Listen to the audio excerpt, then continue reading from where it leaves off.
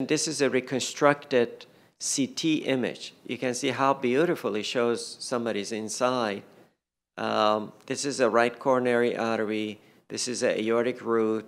This is a dilated aneurysmal ascending aorta, but most of the aneurysm is here. And this is actually 6.5 centimeter. This patient, about 26 years ago, had an aortic valve replaced.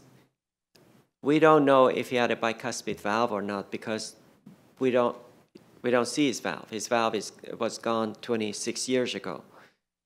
But he had a 25 millimeter St. Jude valve in there.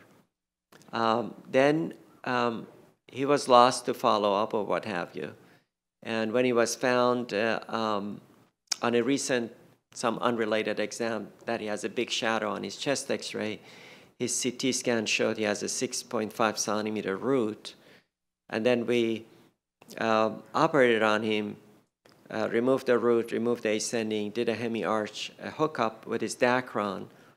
And also what we found out was during intraoperatively, his transesophageal echo showed he had some strands hanging from the ventricular aspect of his St. Jude valve that we weren't really sure what it is, but we had discussed it preoperatively that if we see a perfect St. Jude valve, we're going to leave it alone. If there are any issues with that valve, because he had a stroke. He had some visual loss in some areas of his field of vision, had recovered mostly, but he still had some dark spots that he could not see well. And knowing that he had a stroke, we had planned, if you have stuff hanging from your aortic valve, we're going to replace it. And that's what we saw. And we replaced his valve. He had a number 25 St. Jude, so we actually put a bigger valve in there. We put a 27 pericardial, bovine pericardium in there. And then this is what we saw. His aorta, again, I apologize, this is a little graphic picture here, but his aorta, you can see the suture line 26 years ago, how it's kind of stretching apart a little bit. This area was so thinned out and grown into right atrium. Yesterday I explained that the aorta has very low pressure neighbors, so support is not that good. And the right atrium is one of them because it's a very low pressure area. And this was literally ready to bust into the right atrium, which is called the atrial fistula. But anyway, this came out, the aorta came out, and this was the St. Jude valve came out. And there were some irregularities attached to the ventricular surface, which I always explain to the patient is as if you look at the creek and you see algae at the bottom of the creek, how it flows with the turbulence of the water. And they're very, very delicate. You don't see them too well. Otherwise, the transesophageal echo is the best test to see them. And we have about half a dozen of these patients.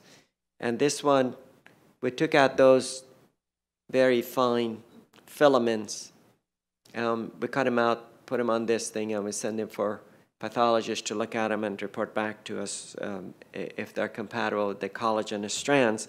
These break off easily and they go to the brain, cause a stroke. So he did very well. He's actually is discharged. This was just a recent patient, and he's doing well. The most amazing thing for him is he's not going to need Coumadin, and his nights are going to be a little quiet now. So we have heard from previous patient, which this is another example of those patients. He also came to us.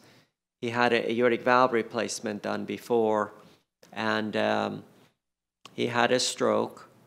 After second time he went in, which we did his second surgery because he had come with a 6 centimeter ascending aneurysm that was actually stuck behind his sternum. So this patient, we went on bypass through the groin, opened his chest to try and avoid not to get inside his aneurysm at the time of entry. and we were able to resect his aneurysm completely. The second time, when we found out that he potentially could have developed collagen strands, we brought him back, and he had the third operation. The first was the aortic valve, the second one was the aneurysm. The third one was the one when we studied him, we saw those strands at the back of his old valve, and we knew we had no choice but to go in and get that valve out. This is the CT scan after his third operation.